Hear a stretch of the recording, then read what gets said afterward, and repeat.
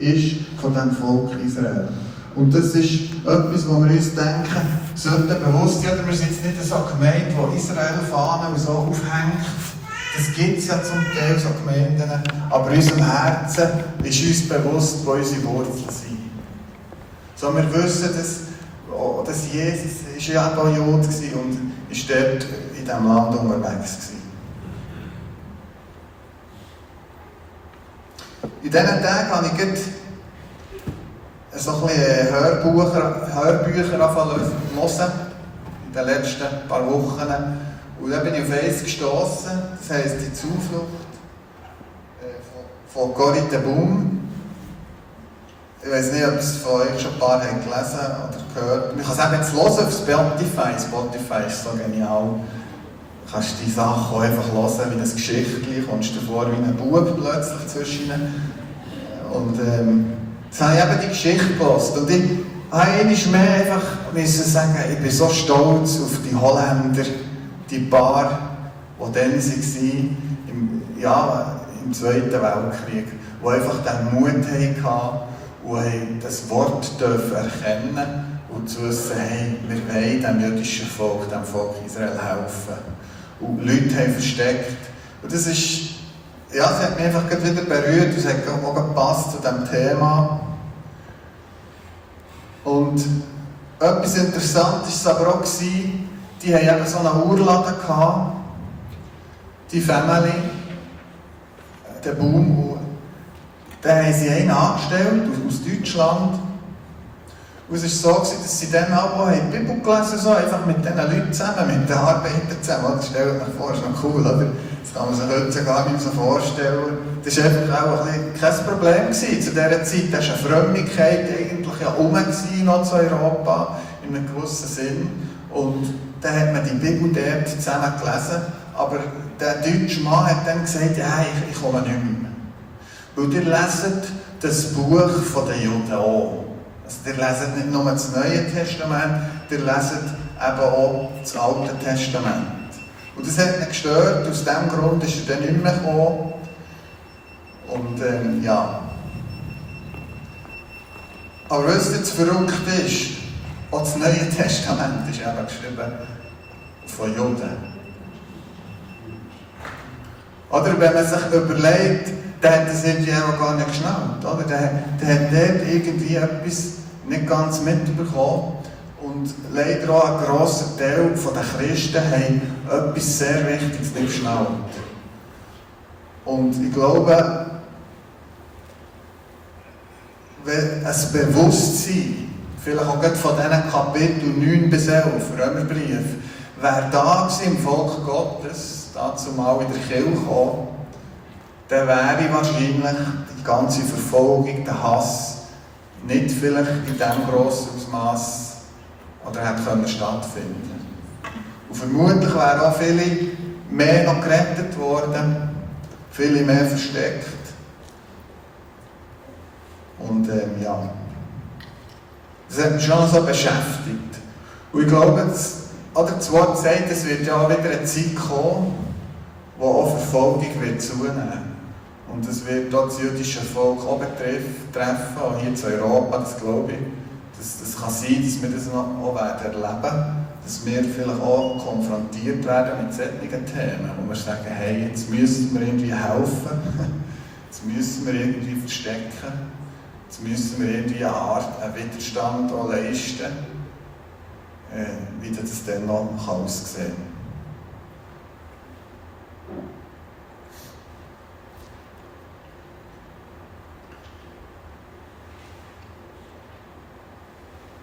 Ja.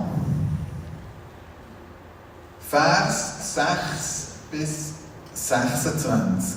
Dort geht es um die Souveränität Gottes, um die Erwählung. Oder es ist klar, dass eigentlich in diesem Römerbrief ist ja viel um das Gesetz gegangen, um die Rettung aus Glauben. Und ich denke, es ist eigentlich klar, dass es auch zu diesem Thema kommen müssen. Ja, was ist denn jetzt mit denen, die schon seit 2000 Jahren eigentlich auserwählt sind? Und jetzt plötzlich sind da ganz viele noch auserwählt, aus den ganzen Nationen. Also plötzlich ist die Botschaft für jeden. Ja, was ist denn jetzt? Und dort wird das Thema, ja, Auserwählung, wo eben die Souveränität von Gott. Gott darf auserwählen, wer er will. Oder er hat dann das Volk eben vor Jahren auserwählt, ist lang, 2000 Jahre lang, müsst ihr euch vorstellen, das ist eine lange Zeit. Und mittlerweile sind wieder 2000 Jahre vergangen, wo wir in einem neuen Zeitabschnitt sind. Und darum hätte es sicher zum Thema werden. Und dort lesen wir vieles über die Erwählung, über die Souveränität, wo ihr vielleicht auch selber könnt im Genaueren lesen, was eben heisst, Gott ist der Töpfer, oder? Manchmal würde man sagen, ja, wieso jetzt geht das so, oder? Ja, ist das überhaupt gerecht, oder? Und dort ist auch noch geschrieben, zum Beispiel von Esau und Jakob. Oder Jakob ist auserwählt worden, Esau nicht. Die Verheißungen sind über Jakob dann weitergegangen. Und Jakob, der eben später den Namen Israel hat bekommen. Das lesen wir in diesen Versen.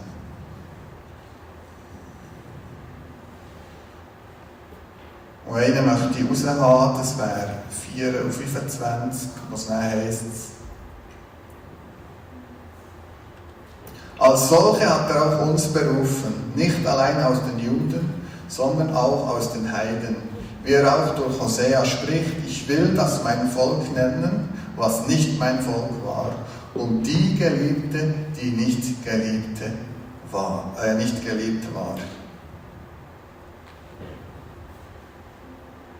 Also wir dürfen jetzt auch zu diesen Geliebten aus der Welt gehören. Aber er steht am Anfang auch, es ist jetzt von allen Ländern eigentlich. Und natürlich weiterhin auch Israel. Lustig ist, dass er dann schreibt, in Wir-Form. Paulus, finde ich lustig, schreibt er das an den Römer in Wir-Form, dass auch wir jetzt dazugehören oder Geliebte sind. Das haben wir heute ja gehabt, Geliebte. Auch wir sind jetzt Geliebte und Paulus schreibt das so und macht sich eigentlich wie mit den Römern fast eins. Und das Lustige ist ja, Paulus ist ja der Apostel gewesen, sagt man eigentlich, von den Heidenchristen. Also der war nicht unbedingt sehr viel in Israel unterwegs gewesen, sondern der war wirklich missionarisch gegen Europa unterwegs gewesen, Türkei und so dort. Und was eigentlich auch speziell war, er war ja eigentlich mal Pharisäer gewesen. Also er war ein gelehrter Typ gewesen. Ich habe oft schon für mich gedacht, ja, hätte Petrus nicht ein bisschen besser gepasst, oder? Der ist ein Fischer, ein lockerer Typ. Der hat nicht gescheitert diesen geschickt, oder? Aber nein, es hätte einer müssen sein, der wirklich das Fundament kennt, oder? Der die Schriften kennt, damit es auch weitergeht im richtigen Sinn, oder? Und dass er die Lehre, das Fundament von der Lehre können legen, wie es jetzt soll weitergehen, das Ganze.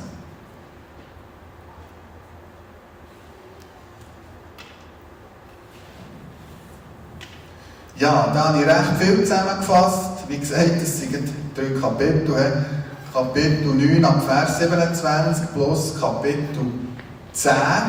Dort geht es dann auch wieder einmal mehr um die Rettung, die Gerechtigkeit, den Glauben und auch noch um Verkündigung.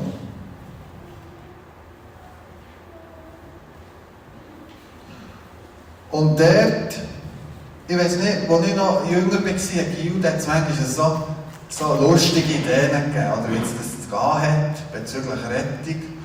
Und da haben wir manchmal so das Gefühl gehabt, ja, also für das Volk Israel gibt es noch so wie eine Hintertür, oder? Also Jesus ist das Tor zur Rettung, das wissen wir. Aber ja, die haben noch irgendwie so ein bisschen eine Hintertür, oder? So hat man Theo auch das Gefühl gehabt, oder? Du nicht, für jetzt Peter, gell, das ist klar gewesen. Du hättest mir eigentlich sagen gegen Klarus, oder? Also, so. Also da war ich wirklich noch Gil, oder? Aber ich weiss, dass das ein Thema war. Mal in Kalabrien, aber am Morgen haben wir mit unseren Müttern über das geredet. Also die haben es auch nicht so genau gewusst, hat natürlich dann also so habe ich es dann noch wahrgenommen. Okay. Genau. Aber es ist schon krass, oder? Es heisst wirklich ganz klar im Vers 9,27 dort,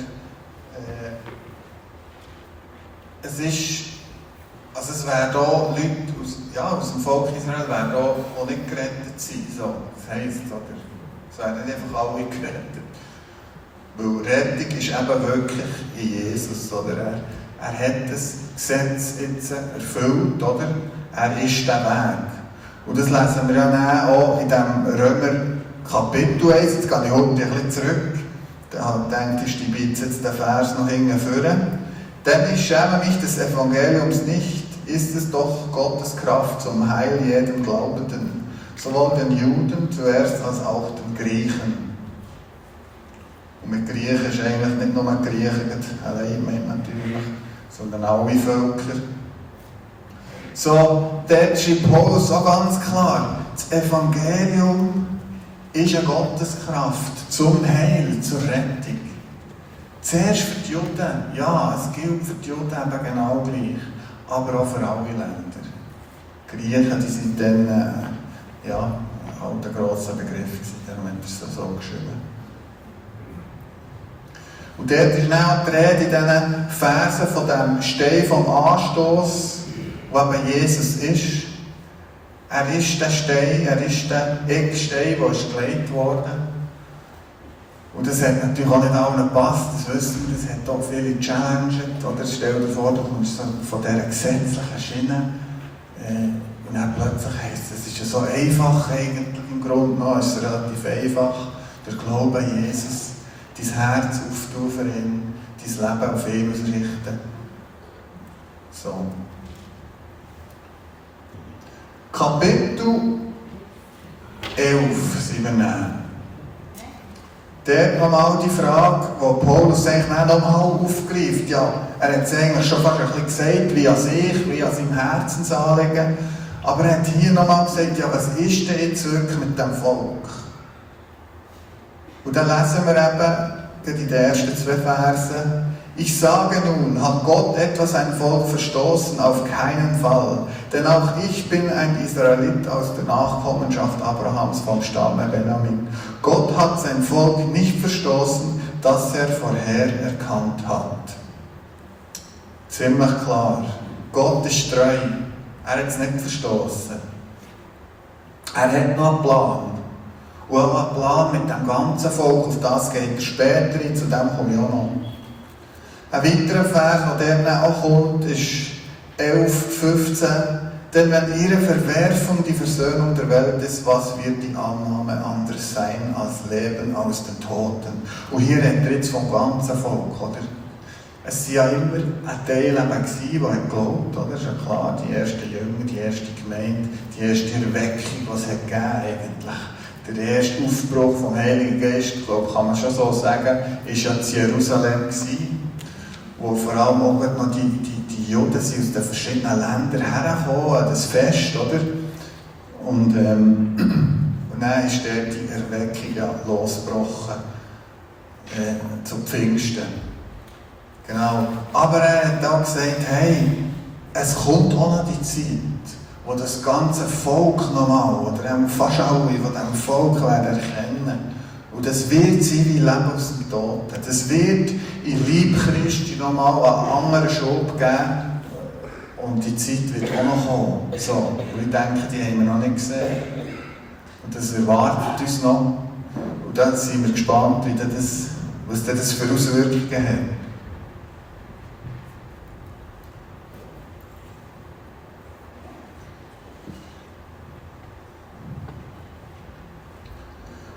Und es ist noch weitergegangen, es hat nicht aufgehört, er ist ausführlich, Paulus. Es geht dann auch noch um das Beispiel, das er macht mit dem Ölbaum, also mit dem Olivenbaum in dem Sinn. Das Foto ist von Jerusalem. Also der Baum hier, oder die Bäume, die dort stehen, ich glaube, das wird auch einer von denen sein, rechnet man, dass der etwa schon über 2000 Jahre alt ist. Das finde ich schon noch spannend, dass Paulus genau so einen Baum nimmt, oder? Als Beispiel, wo er eben zu dem Thema mit dem Eingepfropfen kommt. Oder? Also man kann davon ausgehen, das ist im Garten Gethsemane, man kann davon ausgehen, dass Jesus vielleicht schon mal an diesem Baum angelehnt oder drunter ist gehockt. Das wäre möglich, rein theoretisch möglich, was wir mit ein paar genau sagen. Oder vielleicht hat auch Petrus mal dran gebisselt, ich weiß es auch nicht. Das könnte zum Beispiel auch sein.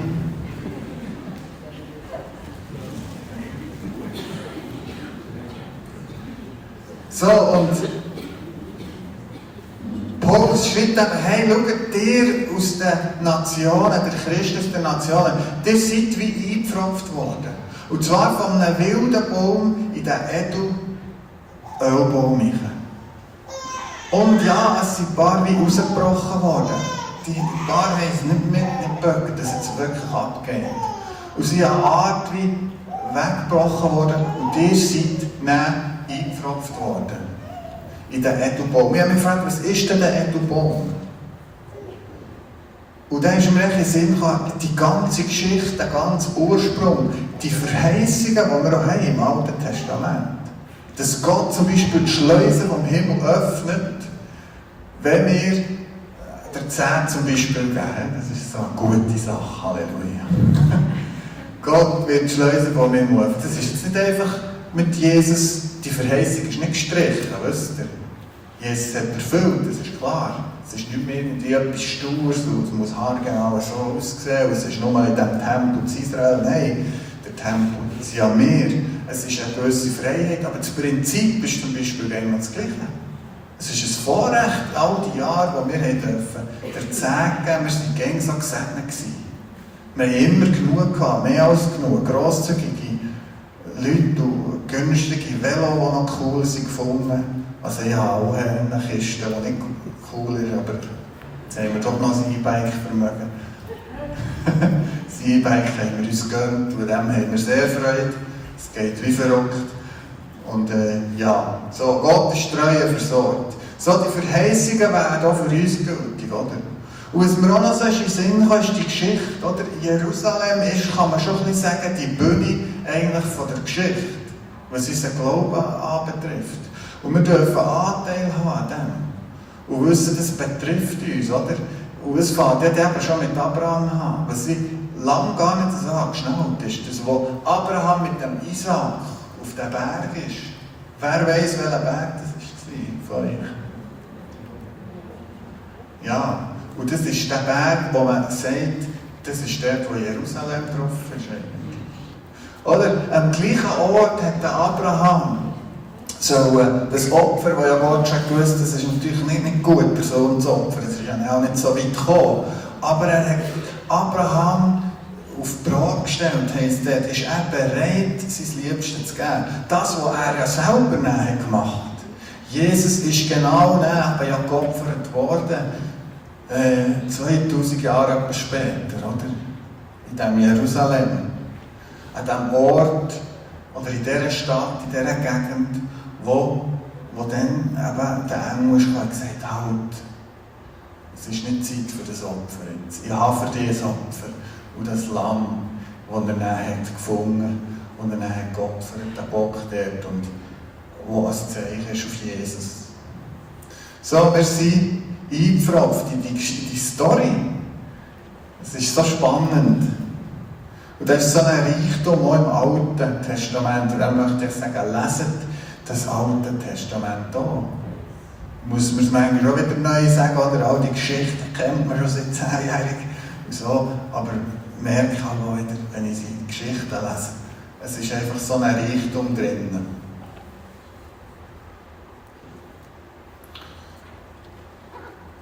Und einen Vers möchte ich raushaben.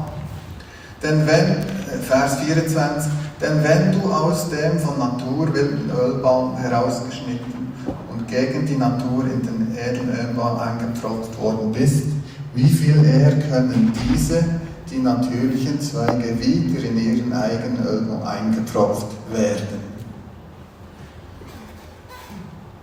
Oder sie können ja wieder zurück. Was heisst denn da, hey, überhebt mich nicht? Stellt euch vor, wenn die edlen Bäume sind edlen Äste sind rausgebrochen worden, dann seid ihr euch bewusst, das ist einfach die Gnade. Vertraut, habt fest an dieser Gnade, dass ihr dürft eingepfropft sein. So. Und dann geht er noch weiter, geht schon ins Endzeitliche rein. Der Heilsratschluss Gottes, Errettung ganz Israel.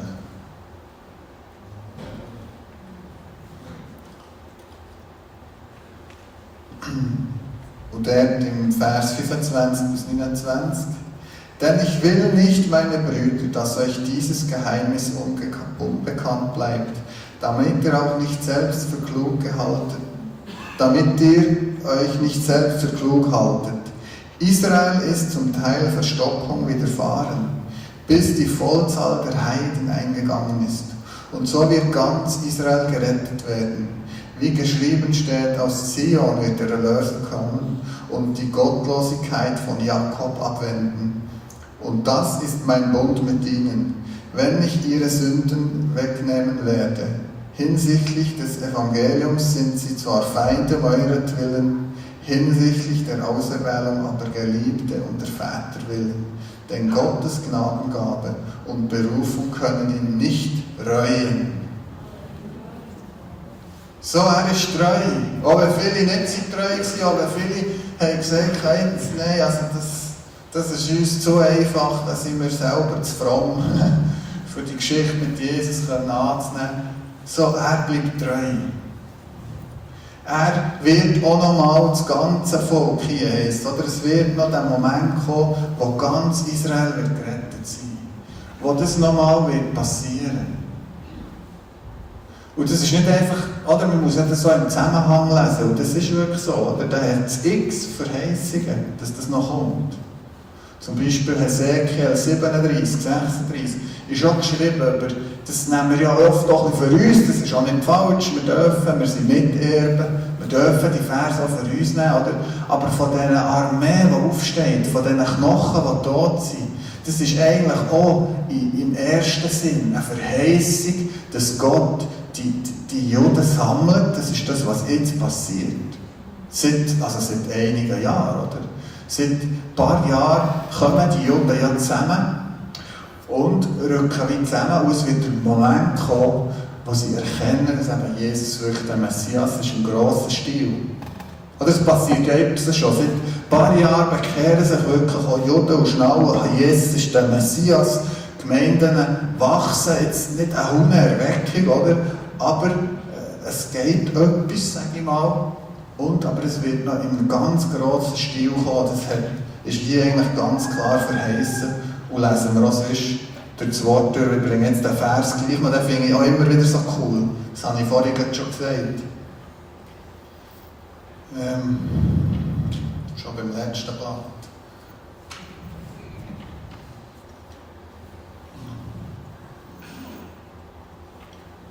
Das finde ich so lustig, dass der Jesaja,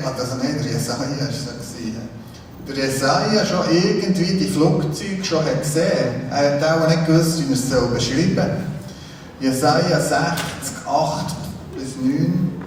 Wer sind die, welche gleich einer Wolke daherfliegen und wie Tauben zu ihren Schlägen?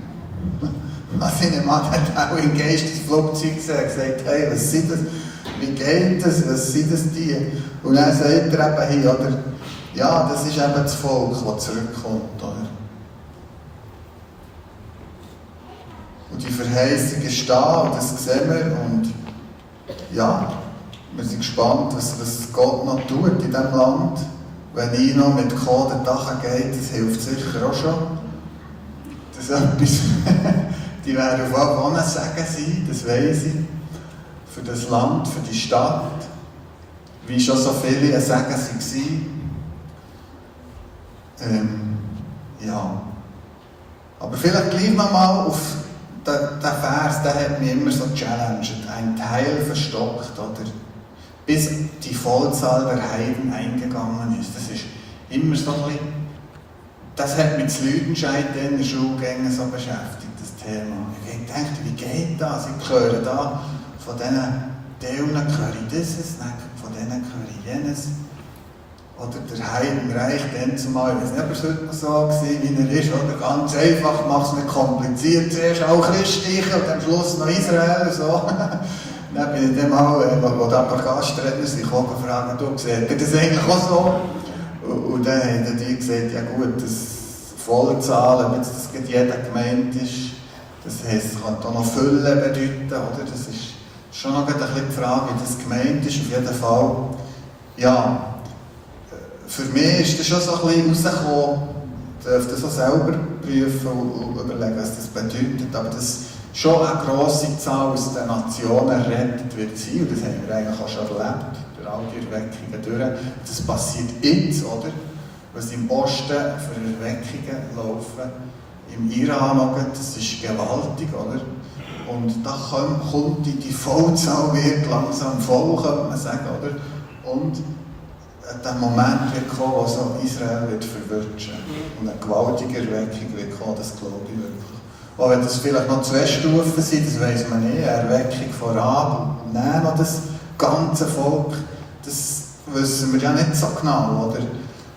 Und ja, ein Teil erkennt es nicht, es ist auch nicht eben das ganze Volk, ein Teil erkennt es nicht, wir wissen, es gibt messianische Juden. Wir wissen, es war eine Erweckung vor 2000 Jahren, auch in diesem Jerusalem. Aber es wird noch der Moment kommen, wenn das ganze Volk in diesen Plan hineinkommt.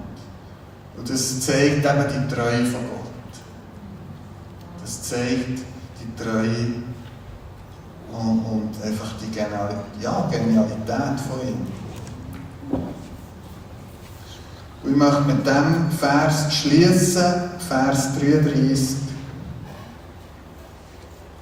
wo Paulus dann noch eigentlich abrundet und sagt: Oh, welche Tiefe des Reichtums, sowohl der Weisheit als auch der Erkenntnis Gottes.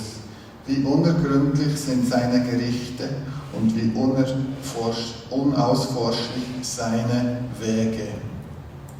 Also er schließt quasi so ein bisschen das Thema und sagt: Hey, schau, ich habe euch jetzt gezeigt, was ich glaube, was ich weiss, was ich habe erkannt als ein gelehrter Mann auch, der die Bibel kennt, der all die Verheißungen kennt, aus dem Alten Bund auch, und der auch mit diesen Jüngern, also mit den anderen Aposteln unterwegs war, der connected war mit ihnen. Ich sage jetzt euch alles zu dem Thema, wo ich weiss, wo ich glaube, wie es noch wird kommen. Aber dennoch, bis ins Detail, kann ich euch eigentlich auch nicht sagen, wie es genau wird sein, oder? Wer kann schon die Wege von Gott bis ins Detail erforschen? Niemand. So, ich glaube, wir erleben auch, wenn all die Verheißungen müssen kommen und eintreffen, sollen eintreffen. Das ist eben auch eine Verheißung, dass alles wird. Sein Wort wird nicht einfach wird erfüllt werden. So. Aber trotzdem, die Wege sind dann gleich noch so ein bisschen unausforschlich von Gott. Wie genau, dass es dann schlussendlich auch im Detail wird laufen. Yes, alright, ich bin beim Schluss. Praise the Lord. Mal eine andere Art Predigt. Das erste Mal, als ich etwas so mache, da so eine Ferse an. Vielleicht habt ihr es gemerkt, ich bin eigentlich ganz geübt. Ich habe so ein bisschen gemerkt, es ist für mich gäbiger ein Thema und dann gehe ich die Verse zusammensammeln. Das war mal der andere Weg gewesen. Ich hoffe, ihr habt gleich etwas mitnehmen und lesen es vor allem auch selber. Und eins habe ich einfach gedacht, möchte ich noch machen. Wenn ihr doch auch dabei seid, dass wir wie noch aufstehen und auch beten, gerade für das Volk, das wir heute darüber geredet haben, das Segen aussprechen. Über Israel, über Jerusalem, wir wissen, die haben auch immer wieder Challenges, Unruhe. Das ist ja nichts Neues und auch verständlich, aufgrund von der Berufung. Eine grosse Berufung ist manchmal schon nicht einfach, oder? halt einfach schon noch ein paar finden. Auch noch. Und ja, stehen wir doch vielleicht miteinander auf.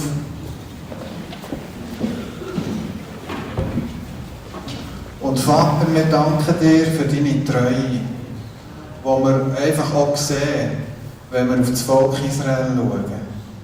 Wo wir sehen, dass sie wieder eine Nation geworden sind, ein paar Jahre nach dieser krassen Vernichtung, wo so viele sind, umgebracht wurden. Aber dennoch hast du deine Treue gezeigt. Durch das, dass sie eine Nation ausrufen konnten. Und du hast sie beschützt, du hast sie wachsen.